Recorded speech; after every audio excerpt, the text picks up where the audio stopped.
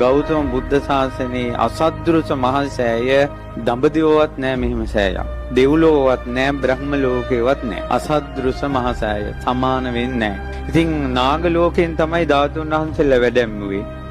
ඒ ද්‍රෝණයක් ධාතුන් වහන්සේලා. ද්‍රෝණයක් කියලා කියන්නේ බුදුරජාණන් වහන්සේගේ සම්බුදු සිරුරේ සම්පූර්ණයෙන්ම තිබ්බේ ද්‍රෝණ 8යි.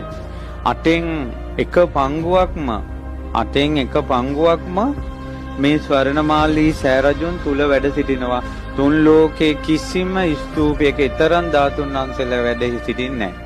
ඒ නිසා මේ උතුම් ස්වර්ණමාලී මහා සෑරජුන් ඊතරම් ආනුභාවයි. ඒ වගේ භූමියක තමයි අද ඔබ මේ පින්කම් කරන්නේ. එදා ලංකාවේ වී වේලා ගන්නවත් ඉරව්ව වැටුන්නේ නැහැ කියනවා. අහසේ කසාවතක් ඇතුරුවා වගේ කියනවා රුවන්වැලි සෑයට සංඝයා වැඩපු දවස.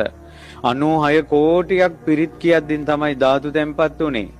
මේ රම්මැලි මහන්සෑයි මුදුනේ බුදුරජාණන් වහන්සේගේ සම්බුදු සිරුර මැවිලා බුදුරැස් විහිදුවා මිනිසුන්ට ප්‍රසාදය ඇති කළා. ඒ වෙලාවේ එතන වැඩ හිටපු උතුම් රහතන් වහන්සේ නමක් ඒ ශ්‍රද්ධාවෙන් ඉන්න මිනිසුන්ට ධර්මයේ දේශනා කළා. 30000ක් පිරිස මඟඵල ලැබුවා. 40000ක් ගිහි පිරිස යහපතටපත් වුණා. ඒ වගේ මේ භූමිය මාර්ගඵලලාභීන් බිහිවෙච්ච තැන. මේ රුවන්වැලි මහන්සෑයි මළුවේ රහතන් වහන්සේ නමක් හිටපු නැති තැනක් නැහැ. ඊළඟට ඒ දුටුගැමුණු රජුරෝ මහරහතන් වහන්සේලාගේ අනුග්‍රහයෙන් මේ සෑයේ 3 වතාවක් පැදකුණු කරලා ওই පේසා මල්ලු වට්ටමින් උඩට නැගලා ධාතු ගර්භයට බැස්සා. දොරකින් නෙවෙයි ඇතුල් වෙන්න තියෙන්නේ, උඩින් බහින්න තියෙන්නේ මේ සෑරජානන් වහන්සේගේ ධාතු ගර්භයට.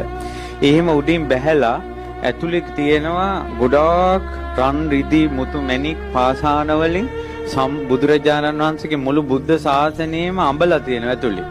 බාතිය කියන රජුරෝ මේ සෑය ඇතුළට ගිහිල්ලා තියෙනවා 이르දියෙන් දෙවියන්ගේ උපකාරයෙන්.